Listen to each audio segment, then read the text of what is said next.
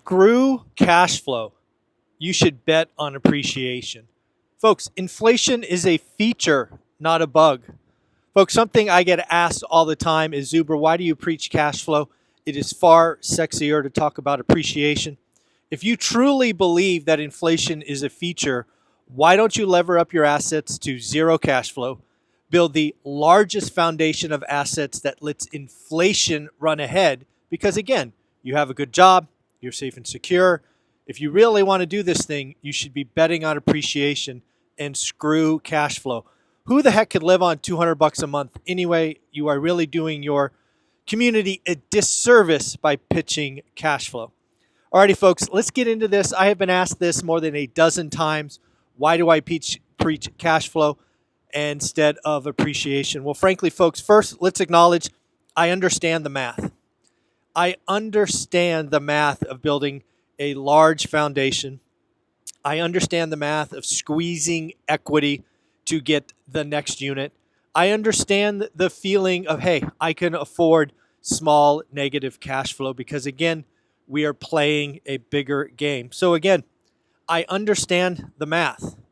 Unfortunately, I live in the real world, and I have been doing this for 20 plus years. I have gone through several different events that would blow someone out if they were betting on appreciation and appreciation only. What do I mean by this? Well, again, if you are betting on appreciation, it means you are squeezing the equity from your portfolio where cash flow is zero or slightly negative. Unfortunately, in the real world, sometimes bad things happen to good people, and sometimes bad things happen to good plans. I knew many a person who was levered up in the last cycle that did not survive. And as you know, if you've read our book, One Rental at a Time, not only did we survive, but we thrived. In the real world, surprises happen. Sometimes there are job loss, divorce, real estate crashes, falling rent, rising insurance, all lists of things. And if you are not in a position where you can handle multiple surprising events, you could unfortunately become what I call a motivated seller.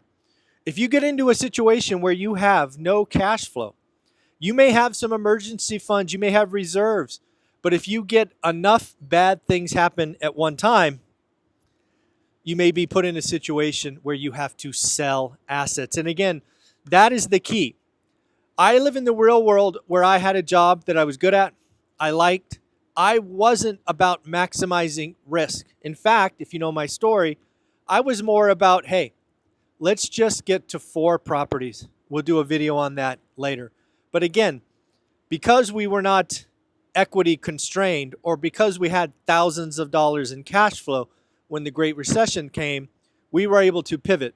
Once again, when rates crashed, we were in a position where we could go back and squeeze cash flow by lowering mortgage rates. Again, I understand the math. The math is rather straightforward. The bigger the asset base, the longer that you can hold, the bigger your wealth gets. It is a very, very sexy story. But again, you could find yourself through no fault of your own in a situation where you were squeezed and in desperate need of liquidity. The other things that I believe is I don't believe on stacking debt on your primary home. This is probably some baggage from when I was a young man. Again, when you are housing insecure and there is a threat of losing your home through foreclosure or short sale, that is not a good feeling. And one of the things that I was desperate to never do was risk that for my family. So that said, we did have a home equity line on our main primary home. However, or I should say when we used it, my full job for the next however long it took was to pay off that equity line. So again, we did have an equity line. We did use it. But anytime we did use it, we focused on paying it off because we didn't want to put our house at risk. Something else that I'm a fan of is you need to have each unit cash flow stand alone. I have had many people say, Michael, why don't you go take equity from property A, squeeze it to the brim? Yes, it may turn into an alligator or negative cash flow. That's okay. you're going to buy another asset that will make up that difference. Again, I understand the math. Perhaps I am way too conservative. I am playing a game, have always played a game that is decades long, and I never want to bust out. I never want to have a property that can't stand alone. So I will certainly lever up. We did plenty of cash out refis. We did plenty of 1031 exchanges, but every asset, every time, stood by itself. I don't want to become a motivated seller. The other thing is, when I got started, I liked my job. No, I loved my job. I was good at my job. I wasn't one of these people that was saying, hey, I have to grow as fast as possible. When you attack a situation like real estate and you say, I have to grow as fast as possible, you could find yourself in a risky position. You may be over-levered. You may have negative cash flow. And if stuff in your life or the real estate market changes, that is not the place I want to be. For me, it was not fast growth. It was peace of mind. And again, remember, right or wrong, my goal through this whole journey was simply to get to 4 single-family homes. I thought if I could get to 4 single-family homes, have my tenants pay those off over 30 years, I would simply have a better retirement than most. Again, my journey is my journey. My baggage is my baggage. I understand how sexy it is to say bet on appreciation. Why are you going for cash flow? Folks, if you hear somebody out there talk about cash flow sucks, bet on appreciation, we don't live in the same world. We are not playing the same game. I am playing a game that's 10, 15, 20 years in the making.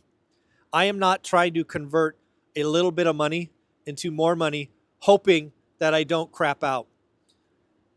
It's not a game I want to play. I don't want to get to a point where I have 6, 7 units that are negative cash flow, but I have huge equity potential only to be wiped out by Great Recession or a dot-com crash or something. It's the game of real estate investing, in my opinion, is long-term. It may not be sexy, but it works. So again, I understand the math. I understand it is sexy to talk about being a millionaire with leverage.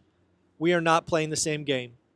One rental at a time, one cash flow unit at a time, that is the game that I want to play.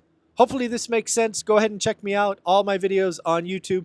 Go to my website, one rental at a time. And heck, go to Amazon and buy one of my books. Remember, the first book is One Rental at a Time, but the second book is 15 Conversations with Real Estate Millionaires.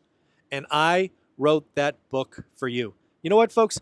Let's take a panoramic view of what I'm looking at behind me here. One sec.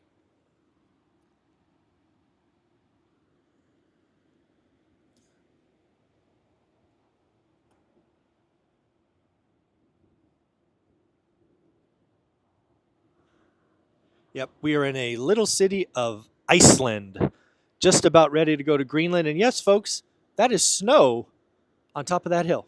It was really cold last night. Actually, it's really cold right now. Take care of yourself. Have a great day.